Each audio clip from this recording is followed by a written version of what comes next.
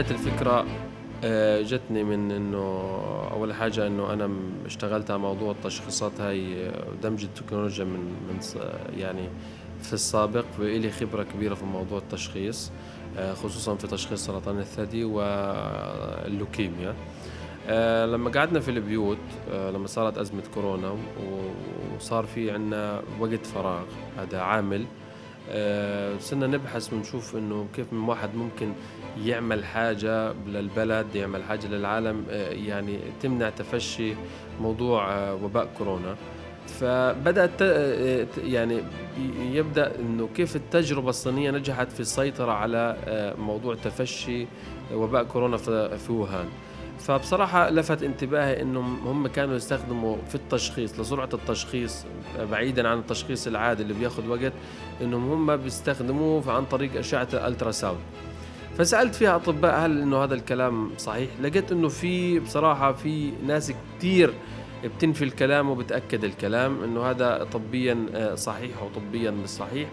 فحاولت إنه أشوف حاجة بديلة، فبدأت أقرأ في الموضوع لما لقيت إنه ممكن يتشخص عن طريق أشعة الإكس راي والسي تي اللي هي الأشعة السينية والمقطعية، وإضافة للألتراساوند. فبصراحة هنا اجتني الفكرة، ولكن أهم معيق الآن وقع عندي إنه كيف أجمع صور لناس مصابة بفيروس كورونا من العالم.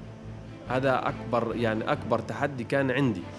فحاولت أتواصل مع إخوة إلي في مجموعات بحثية في العالم، إنه مين بيقدر يستطيع إنه يوفر لي هذه الصور لناس مصابة. فوجدت إقبال كبير من بعض المبادرات، كثيرة من الأشخاص اللي حبت تساعد وحبت يعني إنه تساهم في هالموضوع. فبدأنا بدأوا بجمع الصور وإرسالها إلي بشكل يومي. كانت في البداية يعني الصور عددها قليل جدا، يعني ما وصل 4000، ولكن بدأت مع بداية تزايد الأعداد في دول في العالم، بدأت في ازدياد بشكل ملحوظ. يوميا أصبح يصلني 4000 إلى أن وصلت قاعدة البيانات الأساسية 55,000. هنا بدأت فعليا بالعمل، استمر يعني جمع المعلومات تقريبا 8 أيام. بدأت بجمع أيضا في هذه الفترة لأشخاص آخرين غير مصابين بفيروس كورونا لتدريب الخوارزمية على الشخص المصاب ولا الشخص الطبيعي.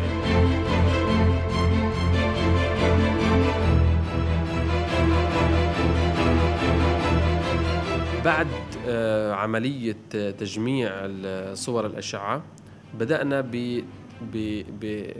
ببرمجة وتدريب هذه الخوارزمية. هي ببساطة عندنا مجموعة الأولى، المجموعة الموجودة فيها أن الأشخاص المصابين بفيروس كورونا والأشخاص الغير مصابين بفيروس كورونا، اللي هم الأشخاص اللي عندهم التهاب رئوي والالتهاب الرئوي الحاد، وناس مدخنة، وناس عندهم أصيبت سابقا بفيروس سارس، لأن جميع الأعراض التي تظهر على الأشعة متشابهة عند الجميع، سواء اللي عنده كورونا ولا المدخن.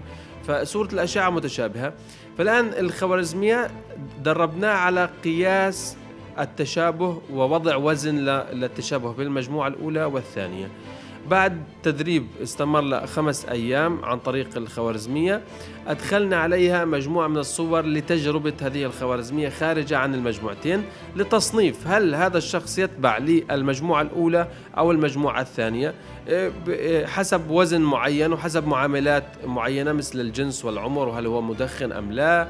يعني معاملات كثيرة لها علاقة في تدريب الخوارزمية.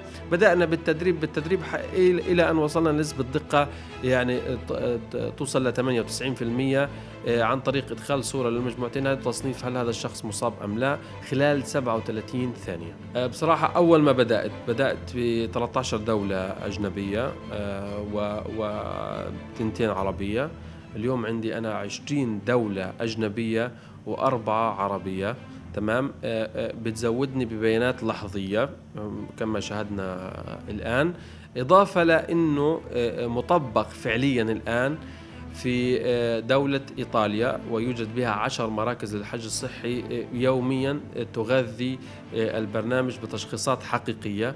وأيضا في ألمانيا اليوم عندي 4 مراكز، عندي في أسبانيا مركزين، وبالأمس كان عندي الإمارات واليوم بلجيكا.